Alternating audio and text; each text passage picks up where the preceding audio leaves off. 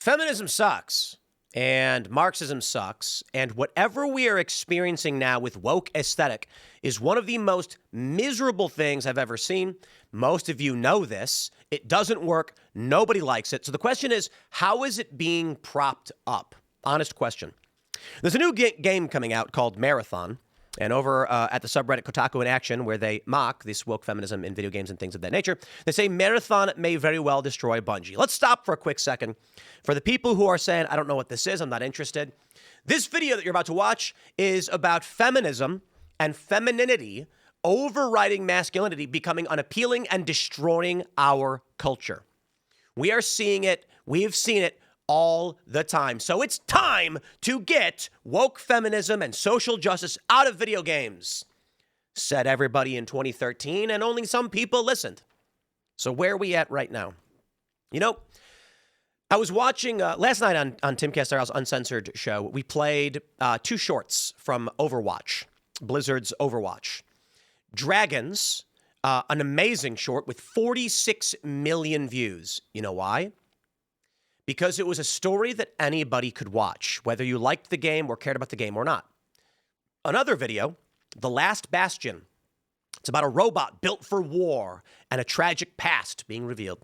Not a single word is spoken, and it is a masterpiece. 26 million views. And this is what helped make Overwatch a massive success. Brand new IP, you'll love to see it. They created new characters. People like the characters. I would argue that as of today, however, Overwatch is falling into this, being sucked into this woke, cringe aesthetic of Tumblr, which is no better exemplified in the video game called Concord. So I've got a lot to break down for you here. But the big picture is Gamergate lives on in all of us. But what I want to address with all of these things, and I implore you, ignore the esoteric. If you're not familiar with any of these IPs, just hear me out for the message that I seek to bring you. Because currently there are many issues happening in our gaming media, in our TV shows and movies that are very, very bad. And it's been bad for a long time. I'm not necessarily bringing up anything new. Right now, one of the biggest trends is ragging on Star Trek, Starfleet Academy, aptly called SA, Starfleet Academy, which follows the show STD, Star Trek Discovery. As most of you know, I'm a big fan of Star Trek. And I want to give you some examples of why masculinity must be. And I want to show you that masculinity works. Women want masculinity. Men want masculinity. End of story.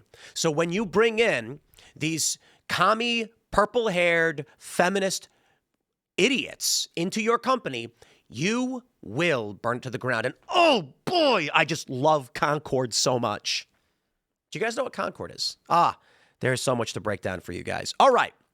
Let's start here from the beginning, and I'll bring you on a journey and explain to you where we're going and where we need to be and why it's time for men to start doing push-ups again and for characters to be big, busty, beautiful women and also super ripped jack dudes, kind of like how Marvel Rivals does it.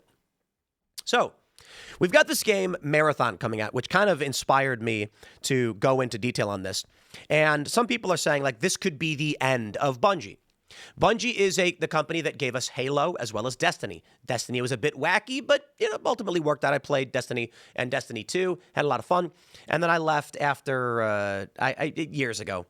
I also played Overwatch for quite a bit. Don't really play it all that often, and Marvel Rivals a little bit. I'm not a big video game person. I don't play video games all that much anymore. Don't really have time. That's how it goes, right? But I do keep up a little bit. And so seeing what Bungie is doing, it looks like they're going Concord again. And there's one really easy way to explain what that means. The aesthetic of woke, the weird hair, the fat people, the racially and ethnic and religiously diverse but non-distinct generic globo-homo, as it's called, is unappealing, offensive, and doesn't work. And this is what's wrong with all of our culture today. People like stereotypes. Stereotypes are not all bad. So let's take a look. This is the Marathon announcement trailer, which I think is just horrifyingly bad. Came out 2 years ago. Just horrifyingly bad. Character design is miserable. It's Concord level bad. And let me play. The sound's awful. There's your Asian woman white robot. I don't know what that is. There's your ink blood robot body.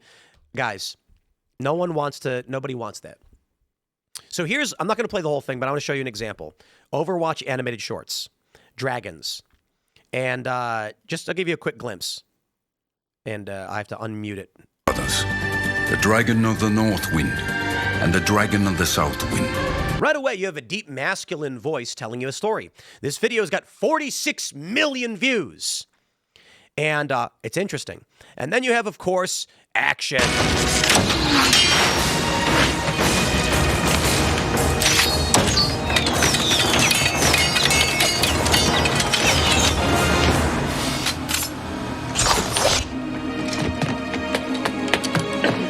I know you tell yourself that your brother disobeyed the clan and that you have to kill him to maintain order.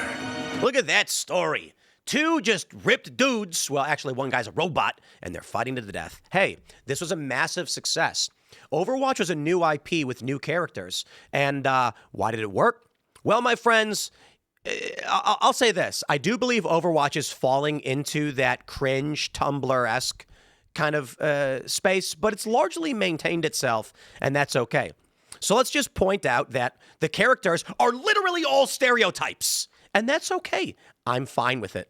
I love Reaper, who I guess is an Italian guy, and he's like got a mask on, and there's a lot to it. But the characters are all basically stereotypes. Widowmaker just being purple isn't really a stereotype. But they made a French woman who speaks French. She got big booty, and all the guys watch. But what's with the hamster?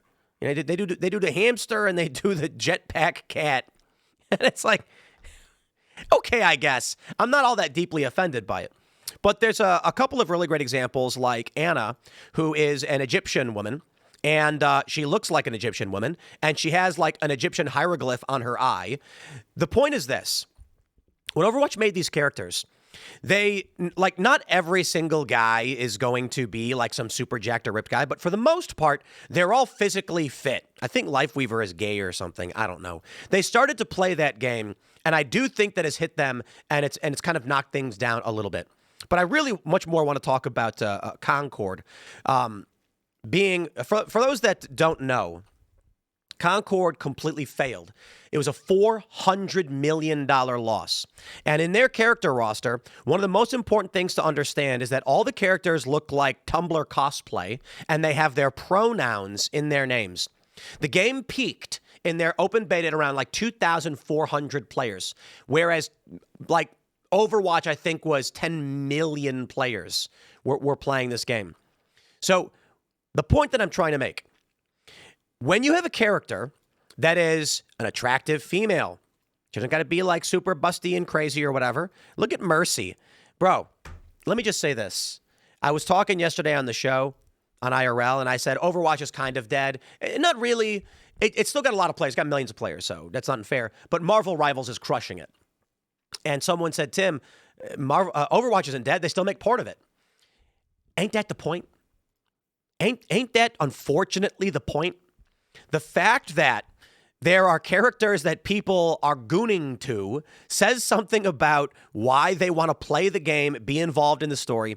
And what I will say is the story is largely good for Overwatch. Marvel Rivals, of course, Marvel's IP is a bit wacky and all over the place because, you know, that's Marvel for you. But like, here's Emma Frost. Let me see if I can zoom in and make it easier for you to see. Like, she's wearing shorts, and you can see her legs, and you know, guys are into that. The point is, ultimately, when you make content for women, you get something nobody wants to watch, nobody wants to see. So let me show you this, right? Oh yeah, Concord review. Asmund Gold reacts. That's one of the recommendations. Here's the character selection for Concord, right? Let me just call this Get Woke, Go Broke times infinity. And the reason I bring this up is, seriously, we need to put a stop to this. Like, Marathon coming out, and I'm like, guys, it's like worse than Concord. But hey, look, you know what? I'll just say this.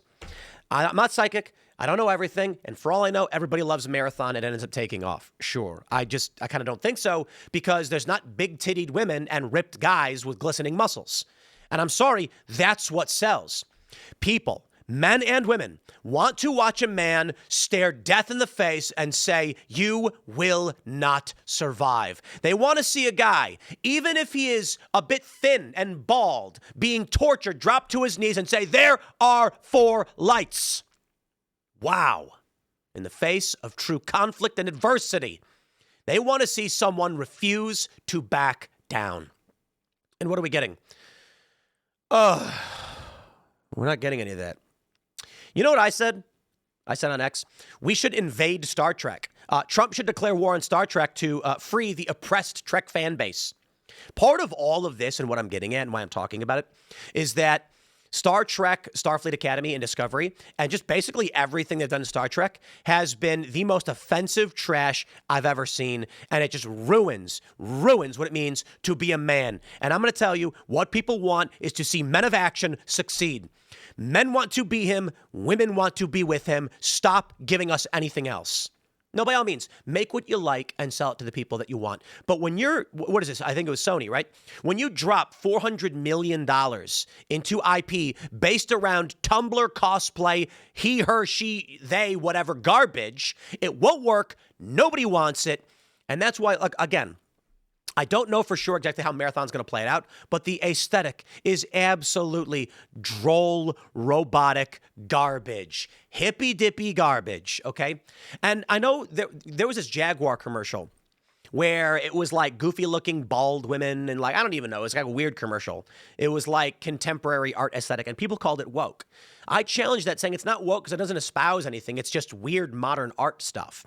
But I understand why people call it woke, because if it's playing into this AI, robotic, weird art aesthetic, and it's not showing you a ripped, hairy guy with an axe and a beautiful bust woman rubbing up on him, people are like, it is not the human condition. It is not relatable. We don't want to watch it. So I want to play the minute-long character roster for Concord, but I want to stress this real quick to Overwatch. The reason why I think Overwatch worked largely is the characters are all stereotypes. Okay? Because stereotypes can be good, right? How about this? You got Hanzo. He's a Japanese guy. He's fit. He's got tattoos. He's from Hanamura, Japan. Formerly, he's 40 years old. Look at him. Gray streaks in his hair. You look at him and you're like, stereotypical Japanese hero kind of guy. They didn't give him purple hair, make him fat, and then be like, you can be a fat purple-haired Japanese guy. They made a stereotypical Japanese guy. Junker Queen is just like, I don't know what the word is for Australia, but she is a tall, muscular, but also busty, Australian white trash woman. And like, that was always okay. Mercy is like a stereotypical Swede. I think she's Swedish. No, she's Swiss, sorry, with blonde hair and a white lady. You know, like, that's fine. Mauga from Samoa. He's just a big Samoan guy. Like, they didn't give him a purple hair fat guy and be like, Samoans can be fat and purple haired. You get the point? Blizzard was literally like, we're going to make a game with diversity. It's going to be for everybody. How do we do it? We just make a bunch of stereotypes from those countries. Something that represents what these people are inspired by and look up to. You got Farah. She's Egyptian. She's an Egyptian woman. She looks Egyptian. She's got hieroglyphics on her eyes, just like her ma, Anna. She's Egyptian. They didn't make her a fat, morbidly obese white woman from, they made Soldier 76 gay, and they made Tracer gay, and it's like, guys, like, we get it. Like, that's the stuff where people were cringing, saying, just stop. We don't need to know about the sex lives. Sombra is a Mexican. She's got long nails. She talks like a Mexican girl. It is like the most offensive stereotype you could probably do, and everyone loves it. And Sombra has been in the game for quite some time. Fun character. I love playing Sombra. She turns invisible. And then you get Concord. Look, watch this. Here you go. Okay, you've got Tio. He, him. He's a ranger. Look at the garbage aesthetic of his clothing. On my mark. Tamar. She, her. Again, this is a character roster that was made by a bunch of cosplaying fanfic people at Comic-Con. Why not? Cringe. Star Child. He, him. Again. Fight! Too bad! It's a lot of people called it Guardians of the Galaxy, like Temu version or whatever. And it's like, yeah. Look at this. Imari, she, her. Hey, let's play a nondescript, obese robot lady.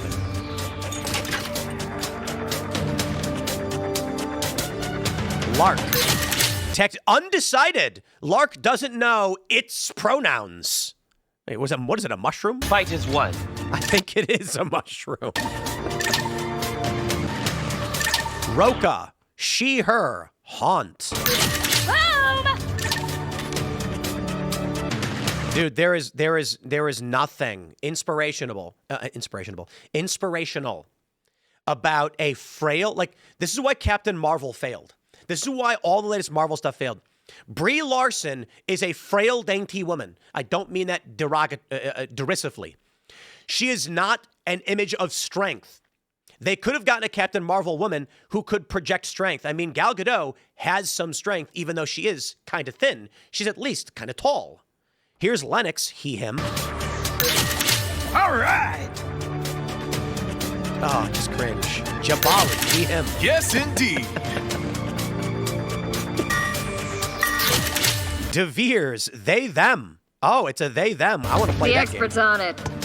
No, just stop. You know the thing about Concord failing is I've heard all of these things. For those that don't know, again, Concord's $400 million. They launched the game. Literally nobody played it. They shut it down in 11 days and refunded all of the money. And I've heard people say, oh, it's because it was $40 to play. Or, it was like the IP. No, stop. It's this. This is the woke aesthetic. There is no attachment to our youth, to our ancestors, to our view of the world. Okay? Understand that even in, like Overwatch, for instance, I'm going to throw it to Overwatch again. These characters work because you're quite literally making Torbjorn a literal dwarf. He looks like a dwarf. He resembles a Lord of the... He's like Gimli. And you look at that and you understand the lore or the concepts behind a Gothenburg, Swedish 60-year-old guy who is short despite being from Sweden. The point is... I would have thought he was from Scotland, but sure. When you see that character, you attach it to something in your mind that you know. All of these Overwatch characters fit some kind of aesthetic. Widowmaker, she is like a spider, and she is French, and she speaks with a French accent. We get it. Symmetra, I think she's Indian, right? She might be Pakistani. No, she's Indian. And she talks like this, like she's from India, and she acts like it. The point is, these are characters that to an American, to an Indian, we recognize the culture behind the character and we enjoy it. Thus, Overwatch has made a diverse cast of characters of different backgrounds from around the world, something for everybody, by literally attacking the stereotypes of it. De Veers, they, them, I don't know what this represents. These people, I swear, this is what really bothers me about the media. I'll tell you what happened. The people at Concord were like, we need to figure out what young people are into. Young people who aren't going to spend $40 on a game anyway. And so they say, let's make something that culturally represents young people. And so because they believe the fake news and the media, they believe this is what Gen Z is like. And thus they made a video game that represents no one. De Veers. They, them. Kips. She, her. A purple robot with a tie. Watch your back. Cringe. Veil. She, her. Right on target. Cringe. See, I'm going to say this right now, with all due respect to the various subcultures and communities in this country. Honest question. Honest question I ask you guys for the comments. Do you think that the average black person or female feels represented by this character in any way, culturally or otherwise? I'm going to go ahead and say the answer is no. I, as a mixed race male from the south side of Chicago, see this character and I don't think anything. I see no connection to reality. I love Static Shock, by the way. Static Shock, for those not familiar, he was, I can't remember what company he was originally. He's DC now. Young black kid gets caught up in gang conflict, chemical explosion, develops superpowers. And I'm like, I understand those stories. I understand the character dilemma. I like that. This is nothing. There was a video I watched. It was really funny. where the guy said that they have the Concord had the uncanny ability to make you forget it the moment you stopped looking at it. And I'm like, yeah, there's actually more. Oh, 10FF, he, him. Oh, hi. Cringe. Yeah, here's another obvious, like, Tumblr fantasy garbage. She, her, with the crazy purple hair. Come on, let's go! Oh my God! It's really Uncanny Valley, too. Duchess, she, her. Prudent choice. This one has to be like the most offensive one. No, I think the morbidly obese guy. Baz, she, her. Like, come on, man. That's right. Wait, there you go. Come on, get out of here with this. You got the morbidly obese, he, him. I don't know. Me You could. in my crew. Did you want to be a fat guy? You can play this game and be a fat guy. So here we go, my friends. This is the problem with everything, okay? Here's Marvel Rivals. This went viral. This is what Mr. Fantastic looks like. He has a beard. He is angry. Gray streaks in his hair. There's a chest hair sticking out, and I don't know why, but his pubes as well. You go to the Marvel Rivals page, and you can see they made all their characters just ridiculously jacked. Like, the guys are just massively jacked. All the women have big butts, dainty waists, and huge boobs. And this game is just taken off. Invisible Woman was another thing everyone was talking about because they basically draw. This is what they do in comic books. They draw them naked, and then they put clothes, and then they color them so that you can see all the contours of their body. Every single Marvel character is drawn to be sexually appealing, male or female. I mean, they're all just ripped. They all got six packs. You get it? I mean, come on. Magic, she's going into a fight, and she's got a low-cut top. That's going to keep her body protected. Scarlet Witch, how's she doing? She's modest, but still, you can see her bubs, you can see her hips. Oh, how about Phoenix? A lot of new characters. Oh, look at that. She's twisting her hips to stick her butt out. You get the point. Marvel, look at Venom. Like, just make him the most beastly creature. The Thing. The Punisher is hilarious, too, because he's just so massive. You get the point? That brings me to where I ultimately just want to figuratively burn it all down. EA Skate 4. The game's dead. The game is dead. Take a look at this. Okay, I skateboard. I've been skateboarding my whole life. We need to bring skateboarding back. We were all really excited that a new EA Skate could invigorate the skateboard community. Take a look at this. Game launch, September of 2025 to 70,000 average daily players. Not really great, but still awesome. And when we heard there were 134,000 players, we were like, dude, this could revitalize skateboarding. Let's go. Unfortunately, then, it dropped off 60% into October to 27,000 players, 68% to 8,000 players in November. By December, there were 4,000 players. By January, there was only 2,000. Then it dropped another 30%. I'm sorry, it's 2,700 to 1,900. Now it's stabilized at around 1,900. 1,900. In the last 30 days, EA Skate has had 1,900 players. It's over. It's over. You know why? You know why? Do I have this pulled up? I don't think I do. In the game, you can make a morbidly obese guy with boobs. And everybody started making fun of it. So my friends asked me the other day, what do we do for skateboarding? I'm going to tell you exactly what we do for skateboarding. But the first thing I want to do is I want to show you this clip from Star Trek The Next Generation. This came out in, I believe, 1990 or 1991. And, I just want to stress the importance of masculinity. And this is the message I received as a little kid. And makes me love Star Trek. And I don't understand a whole lot about it. And then I rewatched Star Trek over and over again as I grew up. I just want you to watch this. 2 minutes. And I'll talk about what I'm saying. First, Captain, you will return the traitor Jarok. Then you will surrender as prisoners of war. You seriously expect me to accept those terms? No, Captain Picard. I expect you won't. You have 30 seconds to decide. I do not require one, Tomalok. I urge you, Captain Picard, surrender. Consider the men and women you would lead into a lost cause. If the cause is just and honorable, they are prepared to give their lives. Are you prepared to die today, Tomalok? I expected more from you than an idle threat, Picard.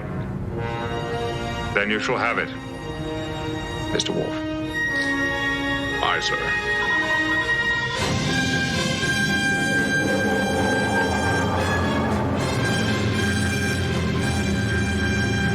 Klingon warships, armed and ready, sir. What shall it be, Tomalok? You will still not survive our assault. You will not survive ours. Shall we die together? I look forward to our next meeting, Captain.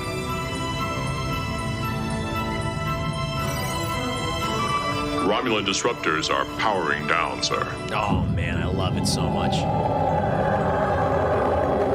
I don't care about sci-fi. I don't care about space or Klingon, Romulan, whatever. The point is, I'm a little kid, and I am watching this man say, "Shall we die together?" And that is just... And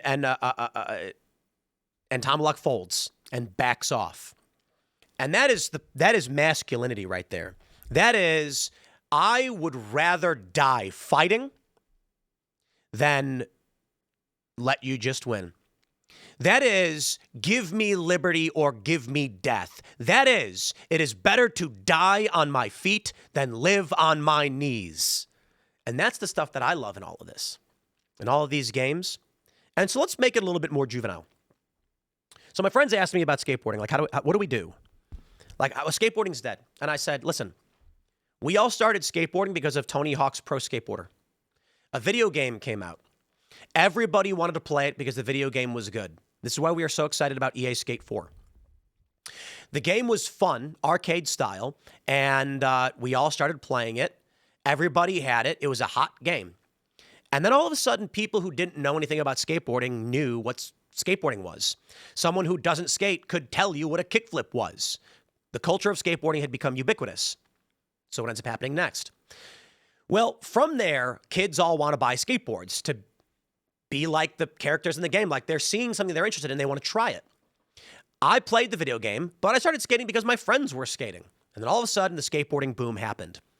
MTV capitalized on this, recognizing that people love skateboarding.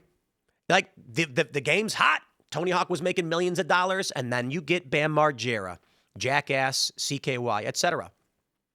A new trend. Ryan Sheckler has a show on MTV. Rob Dyrdek's Robin Big, Fantasy Factor, Ridiculousness. And Ridiculousness just ended.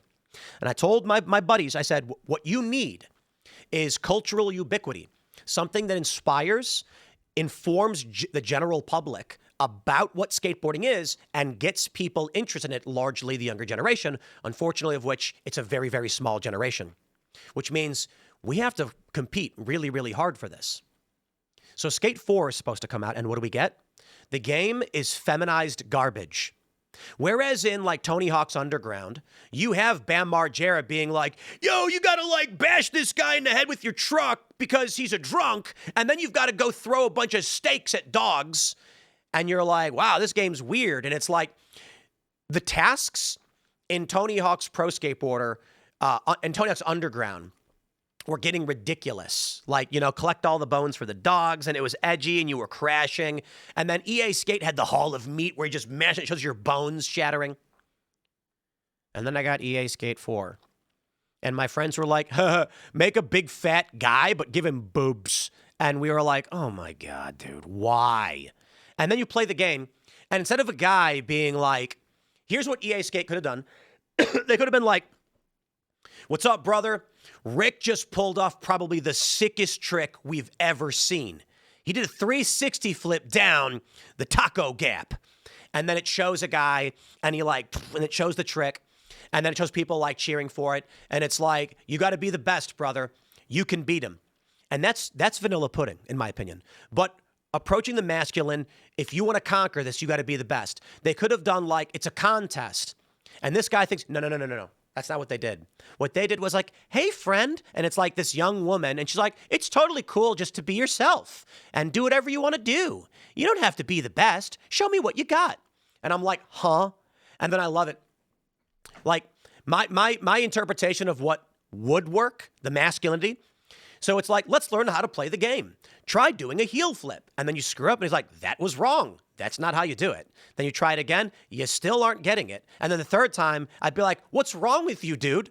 Is there something wrong with you? Maybe your brain is fried. Like, be edgy and insulting. Instead, it goes, I kid you not, when you're doing the tutorial, they go, wow, it's really cool that you're doing those tricks, but we want to see a heel flip. Why don't you give it another try? And you do the wrong trick again. It's like, that was super cool, but why not try a heel flip? And I'm like, shut up, just stop. And this is the problem with everything today. What we need is somewhat like we need to get the feminism garbage, but my feelings. No, intentionally hurt the feelings. Okay, shut up, grow up, be a man. Nobody is entertained by this, right? The point is, women don't like it, men don't like it. Nobody wants to play this stuff. We're losing money and our culture is burning down. And this is just so shockingly offensive. I'm going to add one last thing just as an esoteric point, totally unrelated to all of this. But in pro skateboarding, they're doing something called PSL, Professional Skateboard League. And with all due respect to Mike Moe and P-Rod and the crew and everyone's working on it, I really do appreciate and respect the efforts to create a sporting league for skateboarding. But I have to say this for the love of all that is holy. You are not going to revitalize competitive skateboarding or skateboarding in general by making something substantially more esoteric than skateboarding already is. Okay? And you know I love the word esoteric. Basically, if I were to say to the average person, nollie inward heel flip, front side nose grind, backside nollie backside 180 out, they're going to say, bro, I have no idea what you're saying, right? You've already got the challenges of the jargon, the language of the sport. Now you're adding on sports teams, rules, and all this stuff, which makes it infinitely more confusing for a regular person. So guys, with all due respect, I appreciate the effort, I do. But I don't think this is the way. Anyway, I'm going to wrap it up there. Just feminism is stupid. Thanks for hanging out. Stick around. We'll see you all in the next segment. Yeah, whatever.